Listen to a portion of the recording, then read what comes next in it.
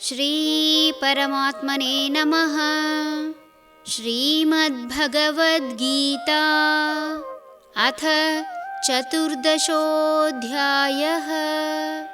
ಗುಣತ್ರಯ ವಿಭಾಗ ಯೋಗಃ. ತತ್ರ ಸತ್ವಂ ನಿರ್ಮಲತ್ವಾತ್ ಪ್ರಕಾಶಕಮನಾಮಯಂ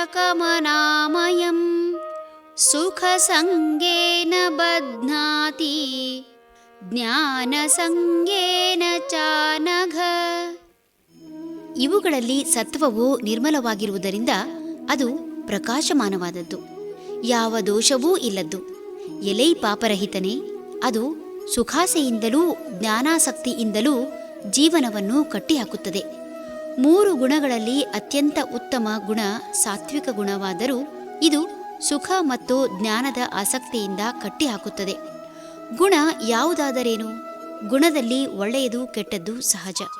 ಅತಿಯಾದ ಸಿಹಿಯು ವಿಷವೇ ಆಗಿದೆ. ಪ್ರತಿ ಜೀವಿಗೂ ಆಸೆ ಆಕಾಂಕ್ಷೆಗಳು ಇರುವುದು ಸಹಜ.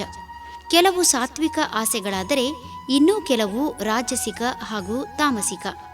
ಸಾತ್ವಿಕ ಆಸೆಗಳು ಮನುಷ್ಯನನ್ನು ಜ್ಞಾನಾರ್ಜನೆಯೆಡೆಗೆ ಕೊಂಡೊಯ್ದು ಜ್ಞಾನದಿಂದ ವಿಜ್ಞಾನದೆಡೆಗೆ ಸಾಗಿ ಕರ್ಮದ ಉತ್ಪತ್ತಿಗೆ ಕಾರಣವಾಗಿ ಕರ್ಮದ ಮೂಲಕ ಸುಖ ಪಡೆಯುವ ಉದ್ದೇಶದಿಂದ ಕರ್ಮ ಬಂಧನದಲ್ಲಿ ಸಿಲುಕುವುದು ಖಚಿತ.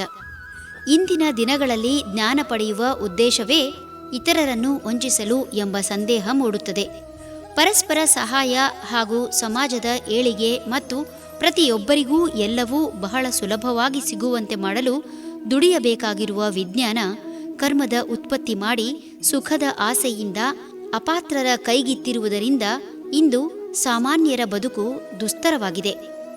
ಹಿಂದೆ ಸಮಾಜದ ಉದ್ಧಾರಕ್ಕಾಗಿ ಸಾಕಷ್ಟು ಋಷಿಮುನಿಗಳು ತಮ್ಮ ಜೀವನವನ್ನೇ ಸಮರ್ಪಿಸಿಕೊಂಡು ತಪಸ್ಸನ್ನಾಚರಿಸಿ ಜ್ಞಾನ ಪಡೆಯುವುದರ ಮೂಲಕ ಸಮಾಜಕ್ಕೆ ನೀಡಿದ ಕೊಡುಗೆಯನ್ನು ಉಚಿತವಾಗಿ ಉಪಯೋಗಿಸಿ ಸ್ವಾಸ್ಥ್ಯ ಸಮಾಜ ನಿರ್ಮಾಣ ಮಾಡುವ ಬದಲು ಹಿಂದಿನವರು ಕೊಟ್ಟ ಜ್ಞಾನವನ್ನೇ ಮಾರಾಟ ಮಾಡುವ ಸಾಕಷ್ಟು ವ್ಯಾಪಾರಿ ಸಂಸ್ಥೆಗಳನ್ನು ಕಾಣಬಹುದು.